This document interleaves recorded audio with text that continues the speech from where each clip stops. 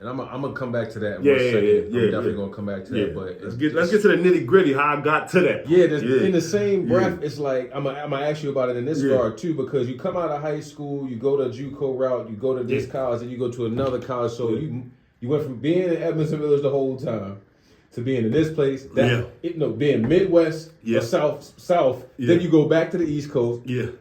Then you go back to the West Coast. Yeah, well, all the way out west too. All the way out west. In the Rockies. In the Rockies. Yeah. So now it's like, man, you come back home and all your mind is focused on is just being on a professional basketball player. Yeah, that's all I want to do. Like I just want to be a pro. NBA was always in my mind, but I knew my route was gonna be different. I know, you get a sense of urgency when you're not gonna be drafted, and some guys dwell on that. I ain't getting drafted. I ain't gonna make the league. Nah. Hell no, I just watched Malcolm Delaney do this shit. I'm trying to do it. You know what I mean? I might not be on the same level in Europe as him, but I know I'm going to get it. And then I got that shit in 4 years. You know, I went from Belgium, which is... That's where you started at? Yes. Okay, so that was your first... I'm sorry to cut you off. No, you're good. I just want to make sure we get this clear. So your first contract that you got was a team in Belgium. How did this come about? How did they find your agent? My agent at the time. So my agent, Justin Haynes, he had... So it's crazy. He was smart, a wizard with this shit. So he had his own kind of like summer league jamboree for overseas players, right? It's called Worldwide Sports Invitational. That was on UNLV's campus, right across from the summer league. Damn. So okay, I got you. So I'm planning this, but summer league's across here. So you got NBA teams and all that stuff, overseas coaches. Back and forth, Japanese teams is out there. Mind you, before that, I worked out for a Japanese. Well, it's crazy because I'm playing in Japan now, but I worked out for a Japanese team when I was in Cali at the time. When I was the girl I was dating at the time, we was out there visiting. I was out there visiting, and I worked out for a Japanese team out there. But it's crazy. So Japanese teams, Chinese teams, Russia, whatever, all these European teams and NBA personnel is going back and forth watching games. You know what I mean? They're just going to look. You know what I mean? They ain't got time on their hands. Let's go check what was going on over here. So this is one of the best things that you could possibly play in. So they do a draft pool. So I was the first pick in there. First pick, he signed me with the team that I signed to. It was the coach that I was going to play for. Brian Lynch was my first coach as a pro. So the team was in Belgium. I feel like they look at it like as like a starter league. You know what I mean? It's a small league. You know what I mean? You just play in the country. There's no international play. You play in the country. Everywhere you can drive. You know what I mean? And you're back home. You ain't got to stay in a hotel, something like that. So it's like a small country. You can go get it in and whatever. So it's like, just kind of get your feet wet. I go there to Belgium, but me playing in Belgium, I literally could have stayed home and had a 9 to 5, made more money, type shit. Gotcha. So I had to take my growing pains with that. So I did that, and have a year where as though I'm battling with a local. The local was good. Don't get me wrong, my man Vaughn. He was good as shit, but he was younger than me, but we were just battling it out, trying to get that position and trying to beat that. He was starting the 4, and I was starting the 4, and then they would try to move to the 3, then they moved me to the 3. It just was a mix, you know what I mean? But I had a lot of other good pros along with me too. Absolutely. Barry Stewart was my vet.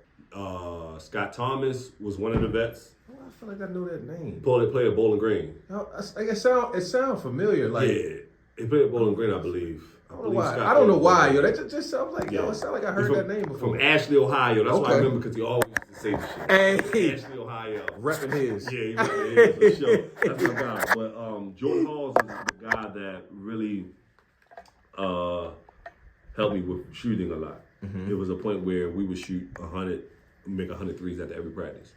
So I tip my hat to him, because he really just was like, bro, if you can shoot the shot of this ball, it's going to help you in Europe because you got size and you can defend. So boom, great year there.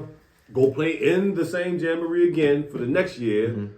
And I told my agent, I was like, after this year, I'm not playing this no more. I'm going to be playing across the street.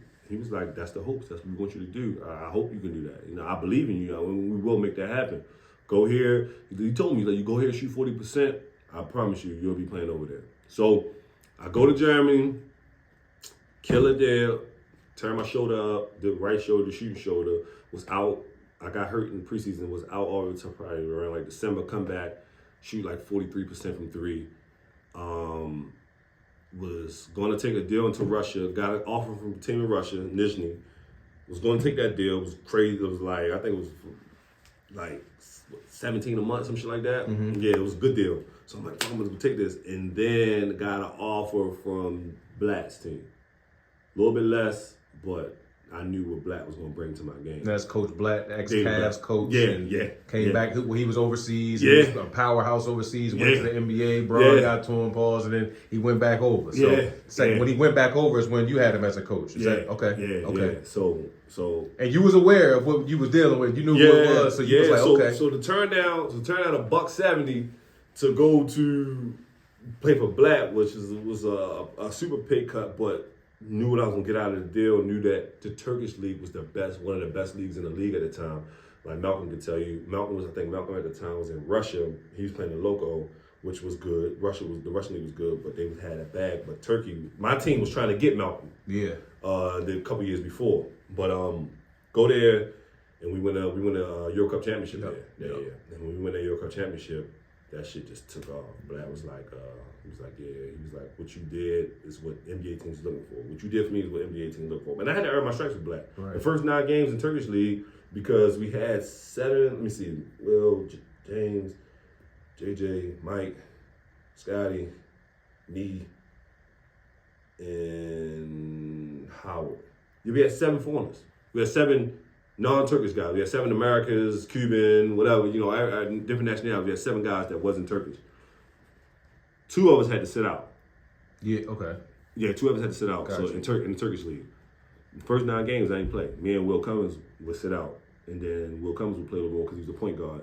And they would sit somebody else out, shit like that. So that shit was tough. It was to the point where I was telling my agent, like, bro, it might not be for me. Well, this team might not be for me. It's got to be another team out there. He just like, hold tight.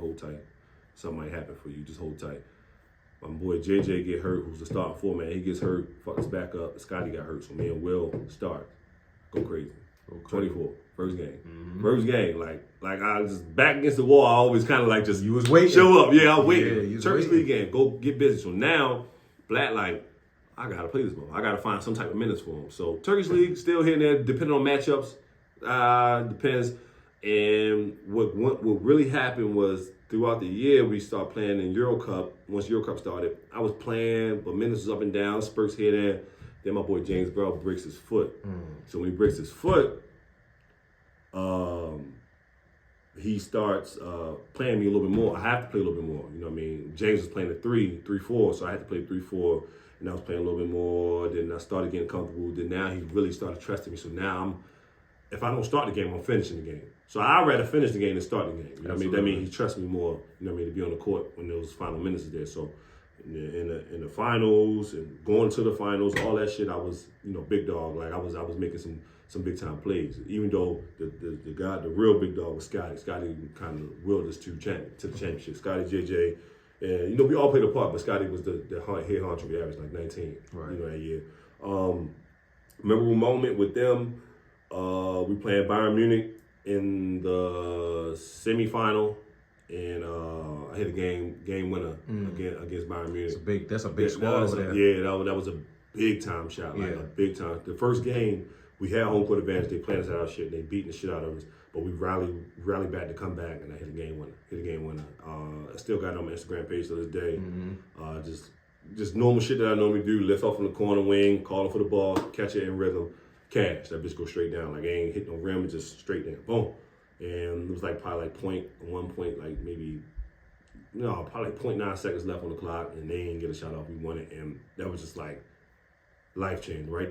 Big right win. There, yeah, like a big win, big shot, and that's when I became oh, you can shoot, like you're a shooter. All right, bet. So now I got that. So now I'm labeled as that. So now I'm getting plays running for me. I'm running off screens, and it worked out for me, bro. Worked out for me. We win a Euro Cup championship, and we didn't go that far in the Turkish league or whatever. But we got the Euro Cup championship. We got our automatic bid to the Euro League. But then everybody kind of go their separate ways. Blatt gets the job at Olympiacos. Scotty goes to Maccabi. JJ goes to Loco, I believe. Big Mike, my man Big Mike stayed behind. James Bell goes to Badouche. Or no, James Bell supposed to went to Red Star or one of the either Red Star or Partizan. But I think one of the Badouche or Setavita, one of the two. Will Cummins go to Germany. Howard St. Ruth goes to, I can't remember what team exactly he went to after that. But we all kind of went our separate ways. Yeah. And I stayed behind, brought in some new guys. My boy Markel, Ray McCollum. Ray McCollum. They brought in Jeremy. How the hell forget Jeremy's last name, bro? Damn, Jeremy gonna kill me, bro. Jeremy Evans. Golly. Yeah. Jeremy Evans, we call him Turk Germ. That's my guy.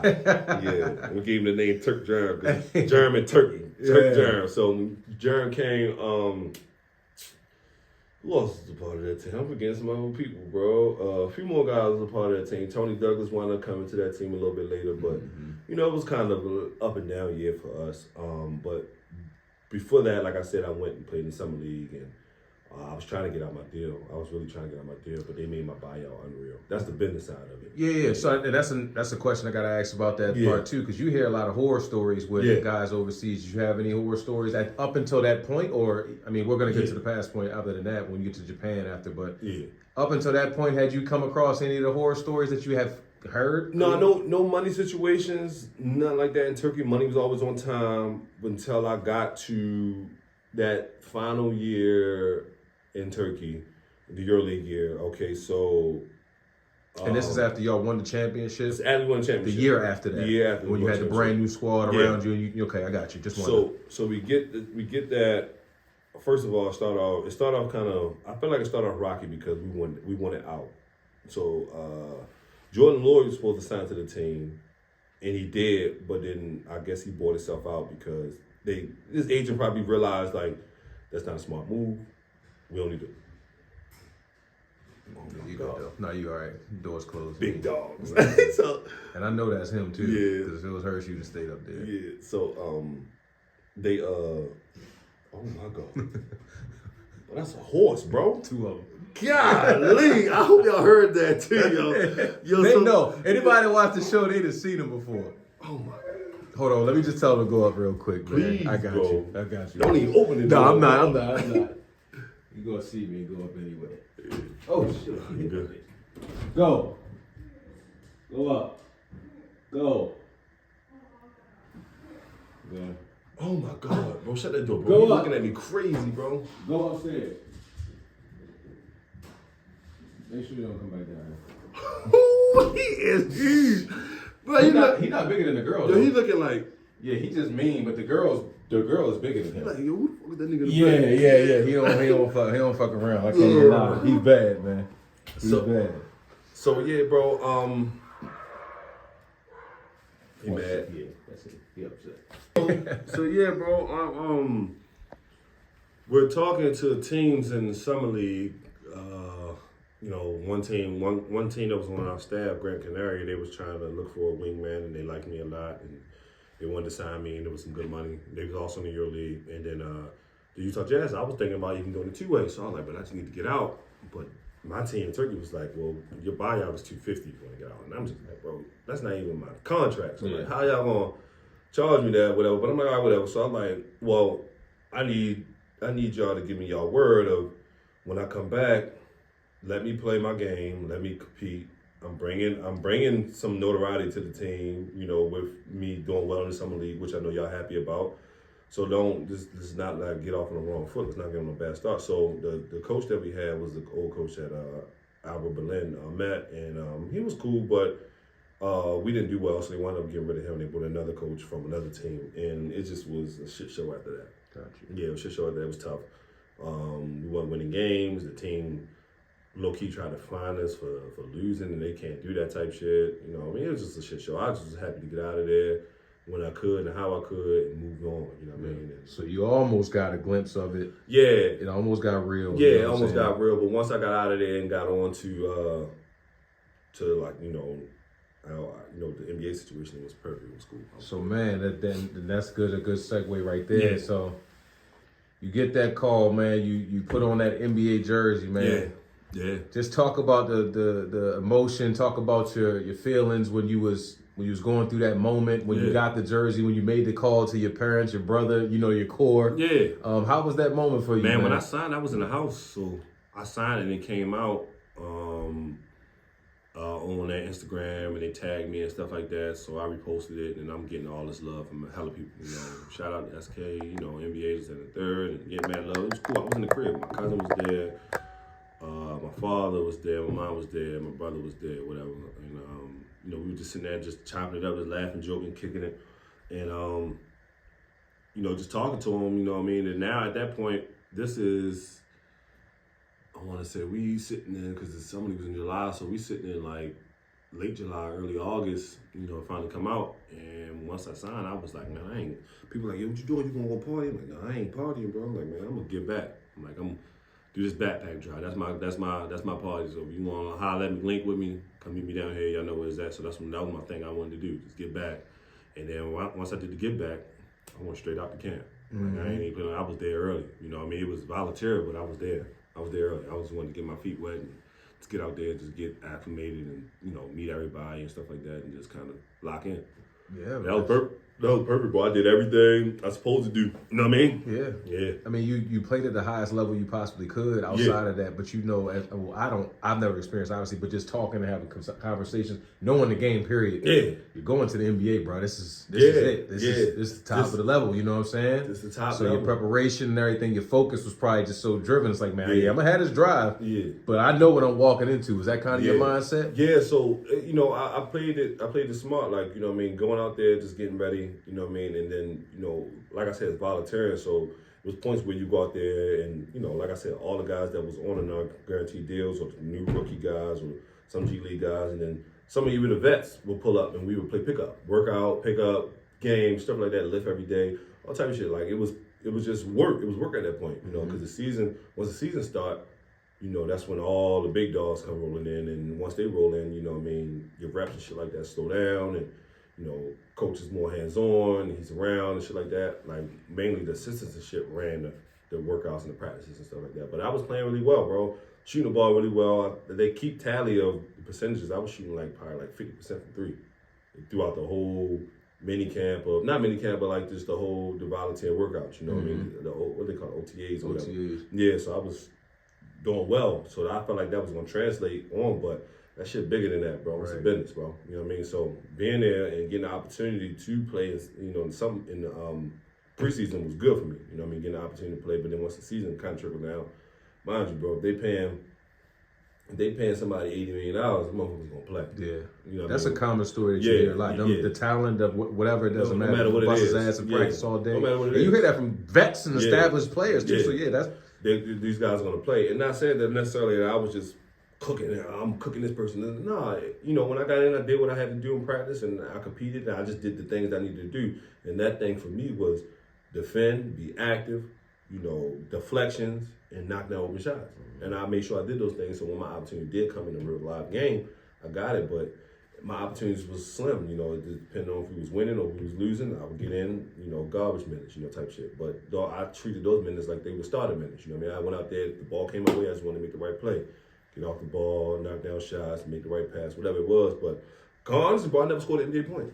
That's the crazy thing. I never scored an NBA regular season point. Preseason, yeah, but regular season point, never scored a regular season point. I only played 4 games. I was only got time in 4 games, but I was there for probably maybe 10, I think. I was there from October all the way up through right around Thanksgiving. You know what I mean? So, getting that call, getting waived and stuff like that shit was tough. You know what I mean? You can get the drink snatched right from you, but it was hard because I knew that in the back of my mind, I'm thinking 10 steps forward. I'm like, why? My NBA kind of dream is kind of pretty much over because I don't have no film and I don't have no relationship with nobody that's going to really be like, yo, got an opportunity here. Well, I don't know if my agent did or not neither. So it was back to the drawing board. Yeah. For us, and not even me, because I obviously know I play basketball too. So it's like, damn, like everybody else is like, yo, you made it though, yo, you know what I'm saying? You this, that, and third. You was on the roster, you this, and the third. But in our minds, like, man,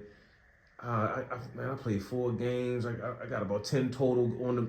And it racks our minds, you know what I'm saying? So for somebody that's as driven as you are at that point, when you get there, I know that shit was tough, bro. Oh yeah, it was tough. I know it was tough. So what did you lean to after that? Where did you go after that? I ain't really lean on nobody, bro. I took that shit on the chin. I looked all of them in their face as far as the front office and all that stuff. And, you know, I thanked them for the opportunity. I told them, like, I can't be mad at nothing. They told me, like, you know, you did nothing wrong. You did everything that we possibly asked you. You did everything right, but it's just the business side of it. We needed to clear space for our needs, whatever. And that's the whole, you know, point of, you know, the NBA trade and all that stuff. And, you know, as time went on, I'm like, well, who the fuck are they bringing in? Because they ain't bring nobody in yet. And then I finally see it. Clarkson is in there, you know what I mean? Which is, motherfucker's a killer. Right. Yeah, he's a killer. So, and he's a seasoned veteran and know the game well, and that's what they needed at the time, you know what I mean? So they brought him in, but then less time going on, they make a bunch of other changes. Don leave, Royce leave, you know what I mean? Jeff is gone, Rudy left, Mike left, you know what I mean? So it's like, damn, like, okay, they Boyan gone, you know what I mean? It's just like, it was just kind of like a whole change in that organization, and it's just like, damn, bro, like. And I get it because they were so close each year. They were so close of getting to the West. If they wasn't in the Western Conference Finals or they were close, or whatever, you know what I mean? They was just so close right there. So I get it. You get frustrated. So now you want to clean house and just kind of start over fresh. I feel like if I'd have caught them 2-3 years prior to that, maybe 2 years prior to that, I probably have been in a better situation. You know what I mean? I would have been in a situation of like the George Niang, the Royce, you know, stuff like that. You know what I mean? Just getting an opportunity to play and just kind of getting reps, you know what I mean? That's all it was about, getting somebody to get an opportunity. I mean, obviously, and this with no comparison. Yeah. I say this about you and Trevlin all the time. The circumstances that you guys were put into when you came in are honestly the reasons why you're not there now. And that's a very big part of it. If you'd have walked into the right situation, then you would possibly be sitting on the bench. I wouldn't even be having this. I might have, but it probably have been in another city or after the season. Yeah. You feel what I'm saying? But that kind of shit, you can't even, it's not in your hands. It's on timing, bro. And to hear, and I was going to ask you that too, was it like a sense of gratification or a little bit of a closure when they're telling you, it's like, man, you didn't do nothing wrong, bro. This is just, it's just what it is. It's the business. It's how shit goes. Now, when I got waived, I was just like, fuck, like, did I do something on the road? Like, no, I ain't doing nothing, bro. I'm smart, cross my T's, dot my I's. I'm like, I ain't doing nothing crazy. Damn, bro, did I piss on my yard, say something wrong to a teammate? I'm like, no, I'm not that type of guy. I know I'm a great guy. Like, I'm just questioning, I'm just trying to spin back. And then I realized, I was like, bro, I ain't doing nothing wrong, bro. I'm in the gym. I ain't the first to leave type shit. Like, I'm, you know, if I'm not the first in there, I'm the second or third, but I'm on my way. Like, I'm never late. I'm not walking in with the vets. You know, I'm already in the locker room, got my shit on, ice tub, treatment on the table, boom, court, weight room, whatever it is, get my shit on. All right, cool. Am I on a roll? Like, am I paying attention to detail on film? I'm asking coaches, you know, this, that, and the third. Like my coach that I was assigned to, me and him had a crazy relationship. You know what I mean? We would talk all the time and connect. I know he had kids, and I try to respect. I'm trying to get in the lab. All right, come on, let's get in there. You know what I mean? Mall boy, I'm gonna fly you out here for a couple weeks. Let's go get in the lab. You know, make sure I just got my work in. Even if I couldn't get them, I was go in there and get some shots. You know, whatever. So I know I did my part on that. You know what I mean? But it's at the end of the day, it's just like I said, it's a business. So I ain't really lean on nobody. I just kind of sit down on the chin, bro, and just like, man, back to the drawing board. Where we going at now? You know what I mean? So I'm like, all right, fuck, I talked to my agent. We had an opportunity to go to Russia. And then we had an opportunity to go play in Australia. I was so enlightened on the Australia situation because I was like, I want to get back, bro. I know I can play in the NBA. I just want to get back. And I know that window was closing for me. I was 27, a 27-year-old rookie. I turned 28 that year that was coming up. So I was like, I gotta be around the NBA. So I knew that RJ Hampton and LaMelo was in Australia. So I like, if I can get down there and just do what I need to do, that them eyes would be right back on me. But, you know, of course, go down there and do what I need to do. But then COVID hit. So it just was like, all right, it's over with. You know what I mean? So I'm like, all right, bet, we're going back to Europe. So once COVID went through, went to Turkey, did well. I had a buyout, did well with that team, then wound up going to Israel to finish the year out, played really well, and that's how I landed the deal in Russia. Yeah.